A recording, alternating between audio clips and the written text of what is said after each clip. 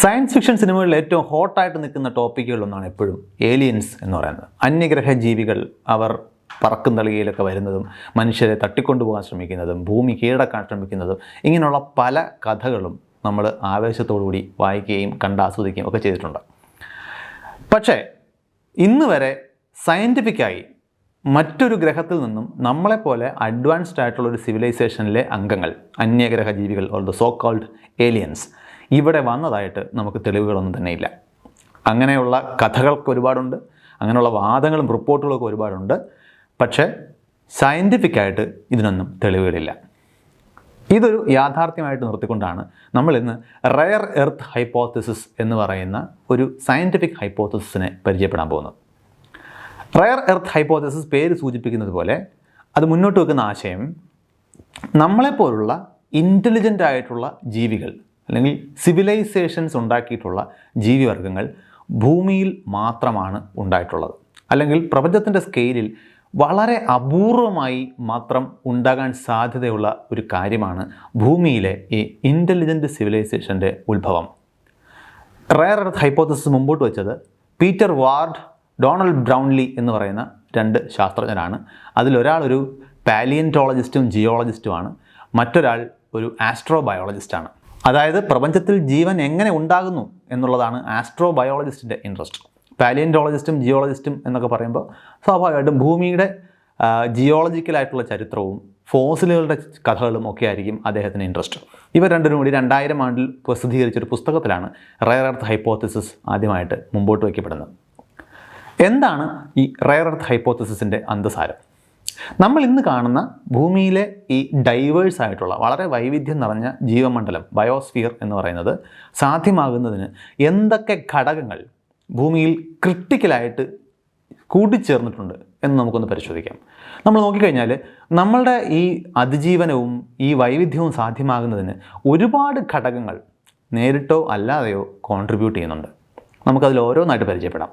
നമ്മൾ ഈ പറയുന്ന ജീവിവർഗ്ഗങ്ങൾ ഉണ്ടായിരിക്കുന്നത് ഭൂമി എന്ന് പറയുന്ന ഗ്രഹത്തിലാണ്. ഭൂമി എന്ന് പറയുന്ന ഗ്രഹം സൂര്യൻ എന്ന നക്ഷത്രത്തെ ചുറ്റുന്ന ഗ്രഹങ്ങളിൽ ഒന്ന് മാത്രമാണ്. സൂര്യൻ എന്ന് പറയുന്നത് മിൽക്കി വേ എന്ന് പറയുന്ന ഒരു ഗാലക്സിയിലെ കോടാനുകോടി നക്ഷത്രങ്ങളിൽ ഒരു ശരാശരി നക്ഷത്രം മാത്രമാണ്. അപ്പോൾ ഈ ഒരു കോണ്ടെക്സ്റ്റിൽ വേണം നമ്മളിത് ആലോചിക്കാൻ. ഈ മിൽക്കി വേ എന്ന് പറയുന്ന ഗാലക്സിയിലെ എല്ലാ നക്ഷത്രങ്ങൾക്കും സൂര്യനെ പോലെ ഗ്രഹങ്ങൾ ഉണ്ടാവുകയും അവിടെ ജീവൻ നിലനിർത്താനുള്ള സാധ്യതകൾ ഉണ്ടാവുകയും ചെയ്യുന്നത് എത്രത്തോളം സാധ്യമാണ് എന്ന് നമ്മൾ ചോദിക്കണം. ഈ ഗാലക്സിയിൽ കോടാനുകോടി നക്ഷത്രങ്ങളുണ്ടെങ്കിലും ഇവയെല്ലാം ഗാലക്സിയുടെ ഒരേ സ്ഥലത്തല്ലല്ലോ ഉള്ളത്. അതിങ്ങനെ വലിയ ലക്ഷക്കണക്കിന് പ്രകാശ വർഷങ്ങൾ വ്യാപിച്ചു കിടക്കുന്ന ഒരു വസ്തുവാണ്. ഗാലക്സിക്ക് ഒരു ഗാലക്റ്റിക് ഹാബിറ്റബിൾ സോൺ ഉണ്ട്. അത് ഗാലക്സിയുടെ കേന്ദ്രത്തിൽ നിന്നും, ഡിസ്ക് ഷേപ്പുള്ള ഗാലക്സിയുടെ സെൻറ്ററിൽ നിന്നും വക്കിലേക്ക് നമ്മൾ പോയി കഴിഞ്ഞാൽ ഗാലക്സിയുടെ സെൻറ്ററിനോട് കൂടുതൽ അടുത്ത നക്ഷത്രങ്ങൾക്കോ ഒരുപാട് ദൂരെയുള്ള നക്ഷത്രങ്ങൾക്കോ നമ്മുടേതുപോലുള്ള ഗ്രഹങ്ങളുടെ സംവിധാനം നിലനിർത്തുക സാധ്യമാണ്. സൂര്യൻ്റെ പൊസിഷൻ ഈ ഗാലക്റ്റിക് ഹാബിറ്റബിൾ സോണിലാണ്. അവിടുത്തെ പ്രത്യേകത ആ നക്ഷത്രങ്ങൾക്ക് ഒരുപാട് ഹീറ്റ് എനർജി നേരിടേണ്ടി വരുന്നില്ല. 2, അവയ്ക്ക് മെറ്റാലിസിറ്റി എന്ന് പറയുന്ന ജീവൻ്റെ അടിസ്ഥാന ഘടകങ്ങളായിട്ടുള്ള ഹൈഡ്രജൻ, കാർബൺ, ഇങ്ങനെയുള്ള നൈട്രജൻ, ഇങ്ങനെയുള്ള മൂലകങ്ങൾ, ആസ്ട്രോണമിയുടെ ഭാഷയിൽ ഈ മൂലകങ്ങളൊന്നും നമ്മൾ ഗ്യാസസ് ആയിട്ടാണ് പരിചയപ്പെടുന്നതെങ്കിലും ആസ്ട്രോണമി ഇവയൊക്കെ മെറ്റൽസ് എന്ന് തന്നെയാണ് വിളിക്കുന്നത്. കാരണം വലിയ ആറ്റങ്ങളെല്ലാം നക്ഷത്രങ്ങളുടെ കേന്ദ്രത്തിലാണ് ഉണ്ടാകുന്നത്. മെറ്റൽ എന്നുകൊണ്ട് ഉദ്ദേശിക്കുന്നത് അത്തരം ഈ വലിയ ആറ്റങ്ങളെയാണ്. അപ്പോൾ ഗാലക്സിയുടെ കേന്ദ്രത്തിനോട് വളരെ അടുത്തുള്ള നക്ഷത്രങ്ങൾക്കോ വക്കിനോട് ചേർന്ന് കിടക്കുന്ന സ്ഥലങ്ങളിലെ നക്ഷത്രങ്ങൾക്കോ ഈ അനുകൂലമായ ഒരു സാഹചര്യം ഉണ്ടാവില്ല. സൂര്യൻ്റെ പൊസിഷൻ ഗാലക്റ്റിക് ഹാബിറ്റബിൾ സോണിലാണ് എന്നുള്ളത് തീർച്ചയായിട്ടും നമുക്ക് ഒരു കോസ്മിക് സ്കെയിലിൽ അനുകൂലമായ ഒരു ഘടകമാണ്. 2, സൂര്യൻ എന്ന് പറയുന്ന നക്ഷത്രത്തിൻ്റെ സ്വഭാവമാണ്. ഗാലക്റ്റിക് ഹാബിറ്റബിൾ സോണിലുള്ള എല്ലാ നക്ഷത്രങ്ങൾക്കും ഇതുപോലെ ജീവൻ നിലനിർത്താനുള്ള സാഹചര്യം സൃഷ്ടിക്കാൻ കഴിയില്ല. Right kind of a star ആയിരിക്കുക എന്നുള്ളതും ഒരു ആവശ്യമാണ്. സൂര്യൻ്റെ പ്രത്യേകത, സൂര്യൻ ഒരുപാട് വലിയൊരു നക്ഷത്രമോ വളരെ ചെറിയൊരു നക്ഷത്രമോ അല്ല. വലിയ നക്ഷത്രങ്ങൾക്ക് വളരെ അധികം ഉയർന്ന അളവിൽ ഉള്ള ഊർജ്ജമായിരിക്കും, പവറായിരിക്കും പുറത്തേക്ക് വിടുന്നത്. അതുകൊണ്ട് തന്നെ അവ പുറത്തേക്ക് വിടുന്ന റേഡിയേഷൻ്റെ എനർജി അൾട്രാ വയലറ്റ് പോലെയുള്ള ഹൈലി എനർജറ്റിക് ആയിട്ടുള്ള റേഡിയേഷൻസ് ആയിരിക്കും. അവ ജീവന് ഡെവലപ്പ് ചെയ്യാനുള്ള ഒരു അനുകൂല സാഹചര്യം നൽകില്ല. അതായത് രാസതന്മാത്രകളുടെ സ്വച്ഛന്തമായിട്ടുള്ള പ്രതിപ്രവർത്തനവും അതിലൂടെ പതിയെ ബിൽഡ് ചെയ്ത് വരുന്ന കോംപ്ലക്സിറ്റിയുമാണ് നമ്മളുടേതുപോലുള്ള സിവിലൈസേഷൻസ് ഉണ്ടാകുന്നതിൻ്റെ ആദ്യഘട്ടം. അതിന് അൾട്രാ വയലറ്റ് പോലുള്ള അത്യധികം ഉയർന്ന എനർജിയുള്ള റേഡിയേഷൻസ് തടസ്സമായിരിക്കും. അതുകൊണ്ട് സ്റ്റേബിളായ ഒരു എനർജി സപ്ലൈക്ക് സൂര്യനെ പോലെ ഒരു പ്രത്യേക മോഡറേറ്റ് സൈസുള്ളൊരു നക്ഷത്രമാണ് അനുയോജ്യം.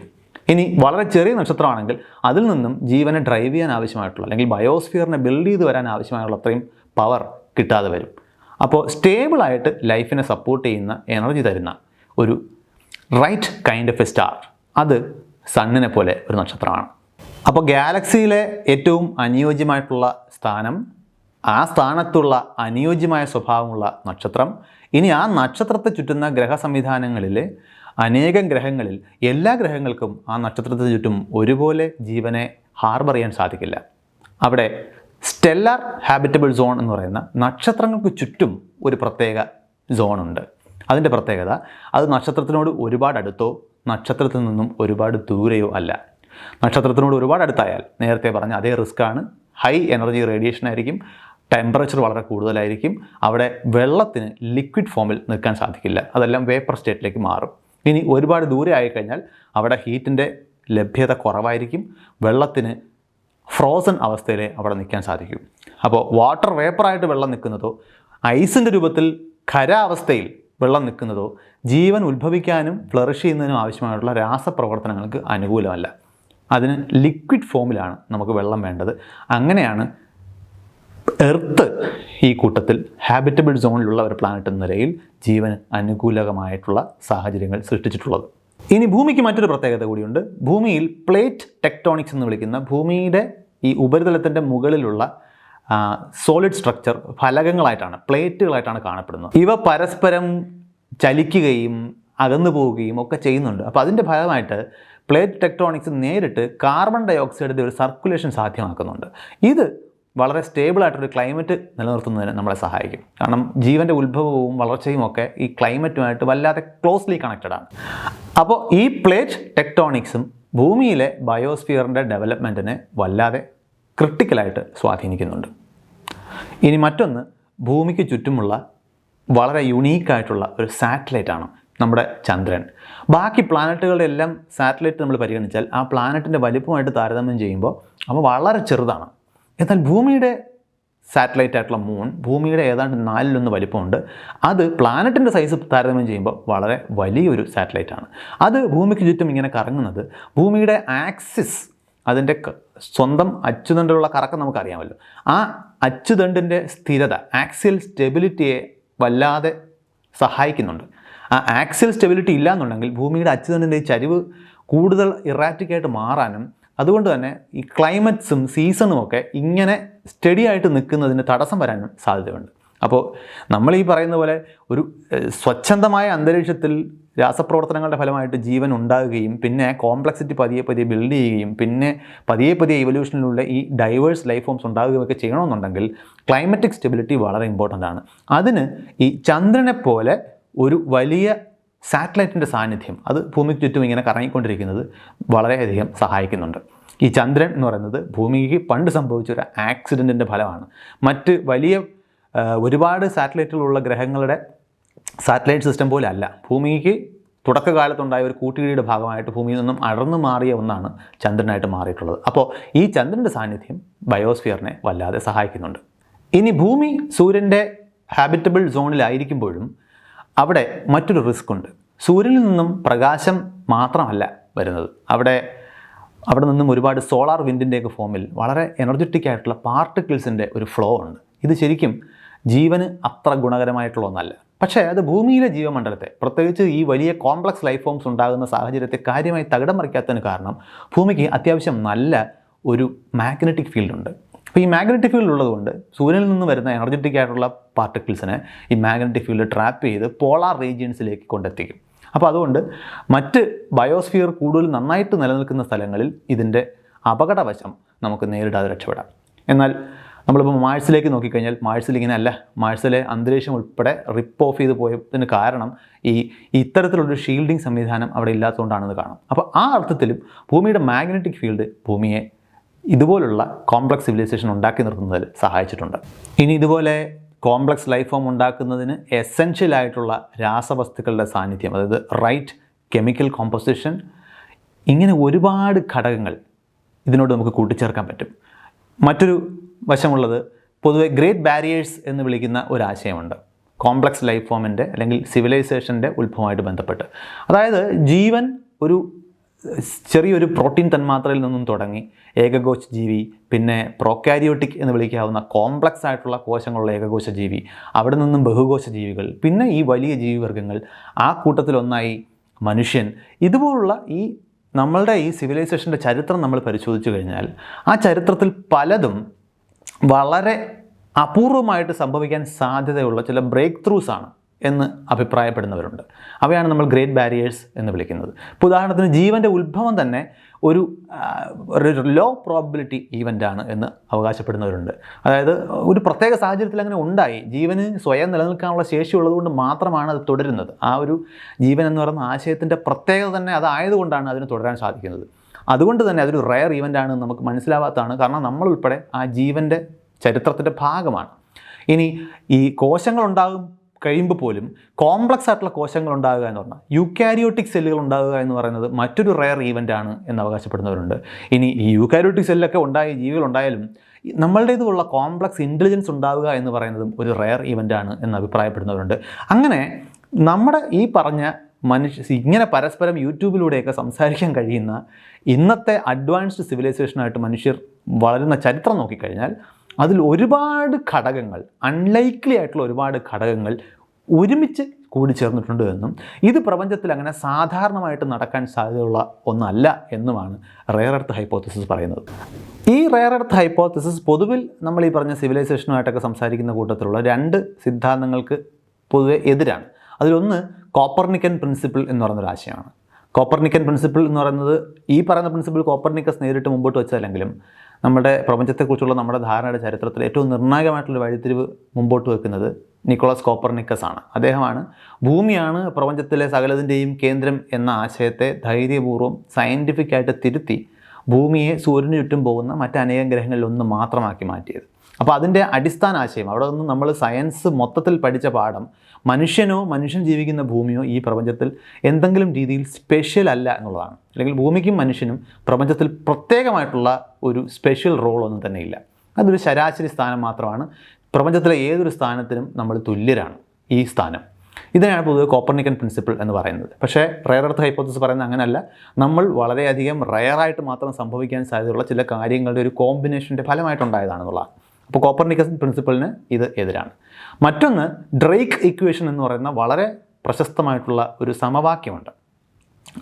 ഫ്രാങ്ക് ഡ്രേക്ക് എന്ന് പറയുന്ന ശാസ്ത്രജ്ഞനാണ് 1960കളിൽ ഇത് മുന്നോട്ട് വെക്കുന്നത്. അദ്ദേഹം നമ്മളുടേതുപോലുള്ള ഇൻ്റലിജൻറ്റ് സിവിലൈസേഷൻസ് ഈ പ്രപഞ്ചത്തിൽ മറ്റ് സ്ഥലങ്ങളിൽ ഉണ്ടായിരിക്കാനുള്ള സാധ്യതയെക്കുറിച്ച് സംസാരിക്കുന്ന കൂട്ടത്തിലാണ് ഈ ഡ്രേക്ക് ഇക്വേഷൻ എന്ന് പറയുന്ന ആശയം മുമ്പോട്ട് വെക്കുന്നത്. അതൊരു ഇക്വേഷനാണ്. അത് ഈ സ്ക്രീനിൽ നിങ്ങളിപ്പോൾ കാണുന്നതാണ്. ആ ഇക്വേഷനിൽ പല ടേംസ് ഉൾപ്പെട്ടിട്ടുണ്ട്. ആ ഇക്വേഷനിലുള്ള പാരാമീറ്റേഴ്സ് ഓരോന്നായിട്ടൊന്ന് പറയാം. ആ ഇക്വേഷൻ എന്താണ് കാൽക്കുലേറ്റ് ചെയ്യുന്നതെന്ന് ചോദിച്ചു കഴിഞ്ഞാൽ നമ്മുടെ ഗാലക്സിയിൽ ഉണ്ടാകാൻ സാധ്യതയുള്ള ഇൻ്റലിജൻറ്റ് സിവിലൈസേഷൻസിൻ്റെ എണ്ണമാണ്. അപ്പോൾ അതിൽ എന്തൊക്കെ ഫാക്ടേഴ്സാണ് ആ എണ്ണം തീരുമാനിക്കുന്നത് എന്നാണ് ഡ്രേക്ക് ഇക്വേഷൻ പറയുന്നത്. അതിലൊന്നാമത്തെ ടേം ആർ സ്റ്റാർ എന്നാണ് പൊതുവെ അടയാളപ്പെടുത്തുന്നത്. അത് സ്റ്റാർ ഫോർമേഷൻ്റെ നിരക്കാണ്. ഒരു ഗാലക്സിയിൽ എത്ര വേഗത്തിലാണ് സ്റ്റാർസ് ഉണ്ടായിക്കൊണ്ടിരിക്കുന്നത്. ഇപ്പോൾ ഉദാഹരണത്തിന് ഒരു വർഷം ഒരു ഗാലക്സിയിൽ എത്ര പുതിയ നക്ഷത്രങ്ങൾ ഉണ്ടാകും, അതിനെയാണ് സ്റ്റാർ ഫോർമേഷൻ റേറ്റ് എന്ന് വിളിക്കുന്നത്. അപ്പോൾ അതൊരു നിർണായക ഘടകമാണ്. 2, അതിനോട് മൾട്ടിപ്ലൈ ചെയ്യപ്പെടുന്ന അടുത്ത ടേം FP എന്ന് പറയുന്നൊരു ഫ്രാക്ഷനാണ്. അതായത് ഇങ്ങനെ ഉണ്ടാകുന്ന നക്ഷത്രങ്ങളിൽ എത്ര എണ്ണത്തിന് ചുറ്റും പ്ലാനറ്ററി സിസ്റ്റംസ് ഉണ്ടാവും. നക്ഷത്രങ്ങൾ ചിലപ്പോൾ ഉണ്ടാകുമ്പോൾ അവയ്ക്ക് ചുറ്റും ഗ്രഹങ്ങൾ ഉണ്ടാകാതെ പോകാം. അപ്പോൾ അങ്ങനെയാണെങ്കിൽ ഈ ഉണ്ടാകുന്ന നക്ഷത്രങ്ങളിൽ എത്ര എണ്ണത്തിന് ഗ്രഹങ്ങളുണ്ട് എന്നുള്ളൊരു ഫ്രാക്ഷനാണ്. അതായത് എത്ര പെർസെൻറ്റേജാണ് 100 നക്ഷത്രങ്ങൾ ഉണ്ടാകുമ്പോൾ അവയിൽ എത്ര എണ്ണത്തിന് പ്ലാനറ്ററി സംവിധാനം, ഗ്രഹ സംവിധാനങ്ങളുണ്ട് എന്ന എണ്ണമാണ് FP എന്നുകൊണ്ട് ഉദ്ദേശിക്കുന്നത്. ഇനി അടുത്ത ടേം NE എന്ന് പറയപ്പെടുന്നത് അത് മറ്റൊരു ഫ്രാക്ഷനാണ്. ഇങ്ങനെ ഉണ്ടാകുന്ന ഗ്രഹങ്ങളിൽ എത്ര എണ്ണം ഭൂമിക്ക് സമാനമാണ്. നമ്മൾ നേരത്തെ പറഞ്ഞല്ലോ, ഭൂമിയിൽ ജീവന് അനുകൂലമായിട്ടുള്ള ഒരുപാട് ഘടകങ്ങളുണ്ട്. അത്തരം ഘടകങ്ങൾ ചേരുന്ന എത്ര ഗ്രഹങ്ങൾ ഇങ്ങനെ ഉണ്ടായ ഗ്രഹങ്ങളിലുണ്ട്, അതും മറ്റൊരു ഫ്രാക്ഷനാണ്. ഇനി അടുത്ത ടേം FL എന്നാണ്. അത് ലൈഫ് ഉണ്ടാകുന്ന പ്ലാനറ്റ്സിൻ്റെ ഫ്രാക്ഷനാണ്. അതായത് ലൈഫിന് അനുയോജ്യമായ സാഹചര്യങ്ങൾ ഉണ്ട് എന്നേ ഉള്ളൂ, അതിൽ ലൈഫ് ഉണ്ടാകണം എന്നില്ലല്ലോ. അങ്ങനെ ഉണ്ടാകാനുള്ള സാധ്യതയാണ്. അതായത് ലൈഫിന് അനുകൂലമായ സാഹചര്യങ്ങളുള്ള ഗ്രഹങ്ങളിൽ തന്നെ എത്ര എണ്ണത്തിൽ ശരിക്കും ലൈഫ് ഉണ്ടായിട്ടുണ്ട് എന്നുള്ളതാണ് ആ ഫ്രാക്ഷൻ. അടുത്തത് FI. ഇങ്ങനെ ഉണ്ടായ ജീവികളിൽ തന്നെ എത്ര എണ്ണം ഇൻ്റലിജൻ്റ് ലൈഫുള്ള സ്ഥലങ്ങളാണ്. അതായത് ഇപ്പം നമ്മൾ ഏതെങ്കിലും ഒരു ഗ്രഹത്തിൽ കുറച്ച് മീനുകളുണ്ടായി അല്ലെങ്കിൽ കുറേ കുരങ്ങുകളുണ്ടായി എന്നുള്ളതുകൊണ്ട് നമുക്ക് ഇൻ്റലിജൻ്റ് സിവിലൈസേഷൻസ് ഉണ്ടായി എന്ന് പരിഗണിക്കാൻ പറ്റില്ല. അപ്പോഴും അവിടെ ജീവൻ ഉണ്ടായിട്ടുണ്ട്. പക്ഷേ ആ ജീവിവർഗങ്ങളിൽ ഇൻ്റലിജൻ്റ് ആയിട്ടുള്ള ഒരു ജീവിവർഗം ഉണ്ടാകുന്നത് എത്ര ശതമാനം, അതാണ് ആ ഫ്രാക്ഷൻ. അടുത്ത ടേം FC. ഇൻ്റലിജൻ്റ് ആയിട്ടുള്ള ലൈഫ് ഉണ്ടായി എന്നതുകൊണ്ട് മാത്രമായില്ല. ഇപ്പോൾ ഇൻ്റലിജൻ്റ് ആയിട്ടുള്ള ലൈഫ് നമ്മൾ മനുഷ്യരുണ്ടായിട്ട് ലക്ഷക്കണക്കിന് വർഷമായി. പക്ഷേ ഭൂമിക്ക് നമ്മൾ ഇന്നീ കാണുന്ന ടെക്നോളജിക്കൽ പ്രോഗ്രസ് ഉണ്ടായിട്ട് അത്രയും കാലമൊന്നും ഉണ്ടായിട്ടില്ല. അതായത് ഒരു അന്യഗ്രഹ ജീവി എന്ന രീതിയിൽ മറ്റൊരു ഗ്രഹത്തിൽ സ്വാധീനം അറിയിക്കണമെന്നുണ്ടെങ്കിൽ നമ്മൾ സ്പേസ് ട്രാവലും റേഡിയോ കമ്മ്യൂണിക്കേഷനും പോലുള്ള സാങ്കേതിക വിദ്യകൾ ഡെവലപ്പ് ചെയ്യാൻ മാത്രം നമ്മൾ വികസിക്കണം. ഇൻ്റലിജൻ്റ് ആയാൽ മാത്രം പോരാ, ആ ഇൻ്റലിജൻസ് ഉപയോഗിച്ച് നമ്മൾ സാങ്കേതിക വിദ്യകൾ ഉണ്ടാക്കിയെടുക്കണം. അപ്പോൾ ഇങ്ങനെ ഇൻ്റലിജൻ്റ് ആയിട്ടുള്ള ലൈഫ് ഫോം ഉണ്ടായാൽ തന്നെ അവയിൽ എത്ര ശതമാനം ഗ്രഹങ്ങളിൽ ഇത്തരം കമ്മ്യൂണിക്കേഷൻ ടെക്നോളജിയൊക്കെ ഡെവലപ്പ് ചെയ്യുന്ന രീതിയിലേക്ക് ആ ജീവിവർഗ്ഗങ്ങൾ വികാസം പ്രാപിച്ചിട്ടുണ്ട് എന്നുള്ളതാണ് അടുത്ത നമ്പർ. അപ്പോൾ ഈ ഇൻ്റലിജൻ്റ് സിവിലൈസേഷൻസ് ഒക്കെ ഉണ്ടായി അവർ ഈ ടെക്നോളജിയൊക്കെ ഡെവലപ്പ് ചെയ്താലും മറ്റൊരു ഗ്രഹത്തിൽ അവരുടെ സാന്നിധ്യം ഡിറ്റക്റ്റ് ചെയ്യപ്പെടാൻ മാത്രം കാലം അവർ നിലനിൽക്കണം. അപ്പോൾ അതിനെയാണ് നമ്മൾ എന്ന് വിളിക്കുന്നത്. അപ്പോൾ എത്ര വർഷമായി ഇവർ ഈ കമ്മ്യൂണിക്കേഷൻ ടെക്നോളജിയൊക്കെ ഡെവലപ്പ് ചെയ്തിട്ട് ആ കാലഘട്ടവും പരിഗണിക്കണം. അങ്ങനെ ഇങ്ങനെ പല ഘടകങ്ങൾ കൂടിച്ചേർന്നാണ് എത്ര സിവിലൈസേഷൻസ് നമ്മുടെ ഗാലക്സിയിലുണ്ട് എന്ന് കണക്കാക്കാൻ ഡ്രേക്ക് ഇക്വേഷൻ നമ്മളെ സഹായിക്കുന്നത്. ഇത് ഓരോ വാല്യൂവിനും ഓരോ നമ്പർ കൊടുത്ത് നമ്മൾ ഒരു നമ്പറിൽ എന്നിന് ഒരു പ്രത്യേക ഒരു നമ്പറിലേക്ക് നമ്മൾ എത്തിച്ചേരും. അത് നമ്മൾ കൊടുക്കുന്ന വാല്യൂസ് മാറുന്നതിനനുസരിച്ചിട്ട് വലിയ നമ്പറാണ്. ഒരു ശരാശരി എസ്റ്റിമേറ്റ് ഇട്ട് നോക്കിയാൽ തന്നെ 1000-ഓളം സിവിലൈസേഷൻസ് നമ്മുടെ ഗാലക്സിയിൽ ഉണ്ടായിരിക്കണം എന്നാണ് ഡ്രേക്ക് ഇക്വേഷൻ പറയുന്നത്. പക്ഷേ റെയർ എർത്ത് ഹൈപ്പോത്തസിസ് അതിനെതിരാണ്. റെയർ എർത്ത് ഹൈപ്പോത്തസിസ് പറയുന്നത് ഇങ്ങനെ ഒരുപാട് ഘടകങ്ങൾ, നമ്മൾ നേരത്തെ പറഞ്ഞ ക്രിട്ടിക്കലായിട്ടുള്ള ഘടകങ്ങൾ ഒരുമിച്ച് പ്രവർത്തിക്കുന്നതുകൊണ്ട് മാത്രമാണ് നമുക്ക് ഈ പറയുന്ന ഒരു വലിയ ഇൻ്റലിജൻറ്റ് അഡ്വാൻസ്ഡ് സിവിലൈസേഷനായിട്ട് നിൽക്കാൻ കഴിയുന്നത് എന്നുള്ളതാണ്. അപ്പോഴും ഇതൊരു ഹൈപ്പോത്തസിസ് മാത്രമാണ് എന്ന് ഓർമ്മിപ്പിക്കുന്നു. ഇതങ്ങനെ എല്ലാവരും കൈയടിച്ച് പാസ്സാക്കിയിട്ടുള്ളൊരു സംഗതിയല്ല. ഇതിന് അതിൻ്റേതായ ക്രിറ്റിസിസംസ് നേരിടേണ്ടി വന്നിട്ടുണ്ട്. ഇപ്പോൾ ഉദാഹരണത്തിന് സാമ്പിൾ സൈസ് ഒരു വലിയ പ്രശ്നമാണ്. ഉദാഹരണത്തിന് ഈ ഹൈപ്പോത്തസിസ് ഉണ്ടാക്കി വെച്ചേക്കുന്നത് ഭൂമി എന്ന് പറയുന്ന ഒറ്റ ഗ്രഹത്തിൽ ഡെവലപ്പ് ചെയ്ത് വന്ന ജീവികളെ നിരീക്ഷിച്ച ശേഷമാണ്. നമുക്ക് മറ്റൊരു സാമ്പിളും പഠിക്കാൻ കൈ കിട്ടിയിട്ടില്ല. അപ്പോൾ അതുകൊണ്ട് തന്നെ ഇവിടെ ഇന്ന സാഹചര്യങ്ങൾ ചേർന്നത് കൊണ്ടാണ് ഇത് സാധ്യമായതെന്നുള്ളതുകൊണ്ട് ഇതേ സാഹചര്യങ്ങൾ ഇതേപടി ചേർന്നാൽ മാത്രമേ മറ്റൊരിടത്ത് ഇത് സാധ്യമാകൂ എന്ന് പറയുന്നതിൽ എന്തെങ്കിലും ഗ്യാരണ്ടി ഉണ്ടോ എന്നുള്ളത് ഒരു വിമർശനമാണ്. മറ്റൊന്ന്, ഈ സിദ്ധാന്തം മുന്നോട്ട് വച്ചതിന് ശേഷം ഒരുപാട് പുതിയ എക്സോ പ്ലാനറ്റുകൾ കണ്ടെത്തപ്പെട്ടിട്ടുണ്ട്. അതായത് സൂര്യനല്ലാത്ത മറ്റ് നക്ഷത്രങ്ങളെ ചുറ്റുന്ന ഒരുപാട് ഗ്രഹങ്ങളെ നമ്മൾ കണ്ടെത്തിയിട്ടുണ്ട്. അവയാണ് നമ്മൾ എക്സോ പ്ലാനറ്റ്സ് എന്ന് വിളിക്കുന്നത്. അവയിൽ പല ഗ്രഹങ്ങളിലും ഭൂമിക്ക് അനുയോജ്യമായിട്ടുള്ള സാഹചര്യങ്ങൾ നമ്മൾ കണ്ടെത്തിയിട്ടുമുണ്ട്. അപ്പോൾ അത് പൊതുവിൽ അത്തരം സാന്നിധ്യങ്ങളെ റെയർ എർത്ത് ഹൈപ്പോത്തസിസ് പരിഗണിക്കുന്നില്ല എന്നൊരു വിമർശനമുണ്ട്. പിന്നെ ജീവൻ്റെ റെസിലിയൻസ് എന്ന് പറയുന്ന പ്രോപ്പർട്ടി, ഇപ്പോൾ നമ്മൾ എക്സ്ട്രീമോഫൈൽസ് എന്നൊക്കെ വിളിക്കുന്ന കുറേ ജീവികളെ നമുക്ക് കാണാൻ പറ്റും. അതായത് അത്യധികം ഉയർന്ന പ്രഷറിലും ടെമ്പറേച്ചറിലൊക്കെ ജീവിക്കുന്ന സൂക്ഷ്മജീവികൾ ഒരുപാടുണ്ട്.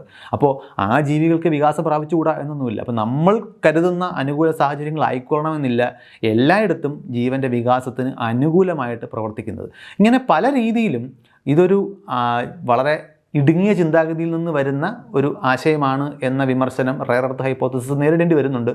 എങ്കിലും അതിനകത്ത് മുന്നോട്ട് വെക്കുന്ന ചില ആശയങ്ങൾ നമുക്ക് ഇൻട്രസ്റ്റിംഗ് ആയിട്ട് തോന്നി എന്നുള്ളതുകൊണ്ടാണ് ഇവിടെ അതിനെ ചർച്ചയ്ക്കെടുക്കുന്നത്. അതായത് ഇങ്ങനെ ഒരുപാട് ഘടകങ്ങൾ, ഒരുപക്ഷെ നമ്മൾ മറ്റൊരു പെർസ്പെക്റ്റീവിൽ നോക്കിക്കഴിഞ്ഞാൽ ജീവനെ ഈ രീതിയിൽ കോംപ്ലക്സ് ആയിട്ട് ബിൽഡ് ചെയ്യുന്നതിൽ ഇത്രയധികം ഘടകങ്ങൾ, ഉദാഹരണത്തിന് ഗാലക്സിയിലെ സ്ഥാനം, പ്ലേറ്റ് ടെക്ടോണിക്സ്, ഇതെല്ലാം നിർണായകമായിട്ടുള്ളൊരു സ്വാധീനം ചെലുത്തുന്നുണ്ട് എന്നൊരു ഓർമ്മപ്പെടുത്തൽ ഈ ഹൈപ്പോത്തസിസ് മുമ്പോട്ട് വെക്കുന്നുണ്ട്. ഇനി ഇതുമായിട്ട് സിമിലർ ആയിട്ടുള്ള മറ്റൊരു ഹൈപ്പോത്തസിസിനെ കുറിച്ച് നമ്മൾ മുമ്പ് ഇതേ ചാനലിൽ സംസാരിച്ചിട്ടുണ്ട്. അതായത് ഫൈൻ ട്യൂൺഡ് യൂണിവേഴ്സ് എന്ന് പറയുന്ന ഹൈപ്പോത്തസിസ്. ഇപ്പോൾ ഫൈൻ ട്യൂൺഡ് യൂണിവേഴ്സ് എന്ന് പറയുന്ന ഹൈപ്പോത്തസിസ് പറയുന്നത് റെയർ എർത്ത് ഹൈപ്പോത്തസിലെ പോലെ ഭൂമിയിൽ എന്തുകൊണ്ട് നമ്മൾ കാണുന്ന പോലുള്ള സിവിലൈസേഷൻസ് ഉണ്ടായി എന്നല്ല, മറിച്ച് ഈ പ്രപഞ്ചം തന്നെ ഇങ്ങനെ ഉണ്ടായി നിൽക്കുന്നത് എന്തുകൊണ്ടാണ് എന്നാണ് അത് വിശദീകരിക്കാൻ ശ്രമിക്കുന്നത്. അതിൻ്റെ ഭാഗമായിട്ട് അതൊരു ക്രിയേറ്റർ എന്ന് പറയുന്നൊരു എൻറ്റിറ്റി ഉണ്ടെങ്കിൽ മാത്രമേ ഇതൊക്കെ സാധ്യമാകൂ എന്നൊരു കാര്യം കൂടി ഇതിനകത്തോട് ചേർത്ത് വെക്കുന്നുണ്ട്. അവിടെയാണ് അത് നാച്ചുറൽ ആയിട്ടുള്ളത്. അതായത് സയൻസിൻ്റെ കൈകാര്യം ചെയ്യുന്ന ഏരിയ എന്ന് പറയുന്നത് എപ്പോഴും നാച്ചുറൽ ആയിട്ടുള്ള കാരണങ്ങളുടെ അടിസ്ഥാനത്തിലാണ്. റെയർ എർത്ത് ഹൈപ്പോത്തസിസ് പൂർണ്ണമായിട്ടും ഒബ്സർവബിൾ ആയിട്ടുള്ള സയൻറ്റിഫിക് ആയിട്ടുള്ള ചില ഘടകങ്ങളുടെ അടിസ്ഥാനത്തിലാണ് നിൽക്കുന്നത്. എന്നാൽ ഫൈൻ ട്യൂൺഡ് യൂണിവേഴ്സ് എന്ന് പറഞ്ഞ ആശയം അങ്ങനെയല്ല നിൽക്കുന്നത്. അത് ഈ യൂണിവേഴ്സിന് വെളിയിലുള്ളൊരു ഇൻ്റലിജൻറ്റ് ക്രിയേറ്ററാണ് യൂണിവേഴ്സിനെ ഉണ്ടാക്കിയത് എന്ന വാദം പുഷ് ചെയ്യുന്നതിന് വേണ്ടിയിട്ടാണ് പലപ്പോഴും സയൻസിൽ പല ഭാഗങ്ങളിൽ നിന്നായിട്ട് കിട്ടുന്ന ചില അറിവുകളെ അവിടെ ചെറി പിക്ക് ചെയ്ത് അവതരിപ്പിക്കുന്നത്. അപ്പോൾ നമ്മളെപ്പോഴും ഇത് തമ്മിൽ സാമ്യം തോന്നുന്നുണ്ടെങ്കിൽ അത് വെറും യാദൃശ്ചികം മാത്രമാണ് എന്ന് ഓർമ്മിപ്പിക്കുന്നു. അപ്പോൾ റെയർ എർത്ത് ഹൈപ്പോത്തസിസ് ജീവനെ നമ്മൾ കാണുന്ന നിലയിൽ ബിൽഡ് ചെയ്തെടുക്കുന്നതിൽ നമ്മൾ കാണാത്ത അല്ലെങ്കിൽ നമുക്ക് പെട്ടെന്ന് പ്രധാനപ്പെട്ടതെന്ന് തോന്നാത്ത ചില ഘടകങ്ങൾ കൂടി പ്രവർത്തിക്കുന്നുണ്ട് എന്ന കാര്യം ഓർമ്മിപ്പിക്കാൻ സഹായിക്കും എന്ന് മാത്രം ഓർമ്മിപ്പിക്കുന്നു. മറ്റൊരു വിഷയമായിട്ട് നമുക്ക് പിന്നെയും കാണാം. ബൈ.